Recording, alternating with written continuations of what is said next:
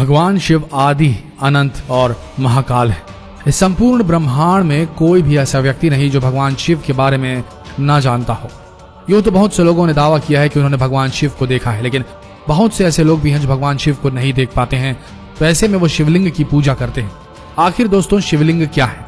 शिवलिंग का वास्तविक अर्थ क्या है? आखिर शिवलिंग क्या प्रस्तुत करता है और क्या दर्शाता है?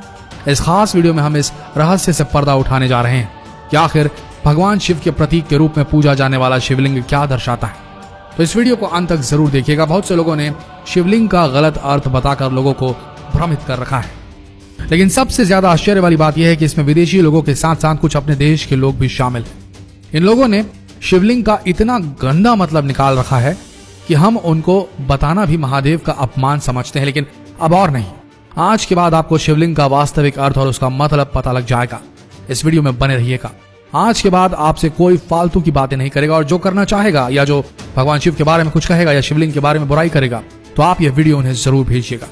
दोस्तों, शिवलिंग एक संस्कृत शब्द है जिसमें लिंग का मतलब होता है प्रतीक, यानी शिवलिंग का मतलब हुआ शिव का प्रतीक, यानी एक ऐसी चीज जिसको हम शिव मानकर उसकी पूजा करते हैं। आज हम आपको बताएंगे शिवलिंग के बारे में और इसकी खास शक्तियों के बारे में। शिवलिंग एक ऐसा ढांचा है जिसको एक खास मकसद से बनाया जाता है। आपने भगवान शिव के तरह तरह के शिवलिंग देखे होंगे।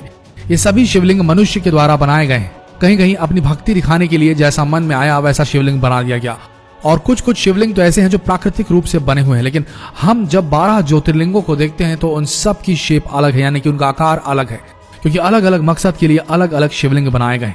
इनमें से कुछ शिवलिंगों को सेहत के लिए बनाया गया, तो कुछ शिवलिंगों को खुशहाली के लिए, और कुछ को ध्यान साधना के लिए। लेकिन इन सब चीजों में एक चीज समान है, ये सभी शिवलिंग अलौकिक हैं। इसका सरल अर्थ यह है कि शिव किसी स्त्री या पुरुष का प्रतीक ना होकर संपूर्ण ब्रह्मांड, आकाश, सूर्य और निराकार का प्रतीक है। उन्हें किसी एक चीज में नहीं रखा जा सकता, क्योंकि वो खुद एक प्रतीक है। अगर आप वैज्ञानिकों द्वारा ली गई कुछ तस्वीरें देखेंगे तो आप पाएंगे कि हमारा ब्रह्मांड भी शिवलिंग से मिलता जुलता है। स्कंद पुराण के अनुसार है आकाश स्वयं एक लिंग है और शिवलिंग समस्त ब्रह्मांड की धुरी है। शिवलिंग अनंत है, इसकी ना कोई शुरुआत है और ना ही कोई अंत। इसलिए शिवलिंग का एक अर्थ अंत भी होता है। बहुत से शिवलिंगों को प्राचीन ज्ञान और शास्त्रों में दिए गए निर्देशों से बनाया गया है। जैसे कि हमने आपको बताया, शिवलिंग का अर्थ अंत भी होता है। और आप तो जानते ही हैं, स्वयं भगवान शिव जिन्हें विनाशक, द डिस्ट्रॉयर भी कहा जाता है, जो इस ब्रह्मांड और सृष्टि की शुरुआत भी हैं और अंत भी हैं। दोस्तों, इस ब्रह्मांड में दो ही चीजें हैं जो असल में वास्तविक है। एक एनर्जी, जिसे ऑरा भी कहा जा सकता है, और दूसरा पदार्थ। मानव शरीर पदार्थ से निर्मित है और आत्मा ऊर्जा यानी एनर्जी है। इसी प्रकार शिव पदार्थ हैं और उनकी शक्तियां ऊर्जा है, और दोनों मिलकर शिवलिंग बनाते हैं। वास्तव में शिवलिंग हमारे ब्रह्मांड की आकृति है। शिवलिंग भगवान शिव और माता पार्वती का आदि अनादि रूप है, और पुरुष और प्रकृति की समानता का प्रतीक भी है।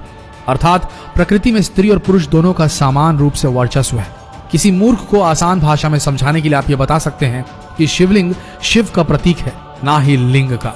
शिवलिंग से जुड़ी एक कहानी भी आपसे साझा करना चाहेंगे। ये सब तो आप जानते ही हैं कि ब्रह्मा सृष्टि के रचयिता है और विष्णु पालनहार, और सृष्टि को संतुलित करने के लिए भगवान शिव हैं। ऐसे ही एक बार भगवान ब्रह्मा और विष्णु के बीच लड़ाई हो गई कि आखिर में हम दोनों में से कौन बड़ा है, किसकी शक्तियां सबसे बड़ी हैं।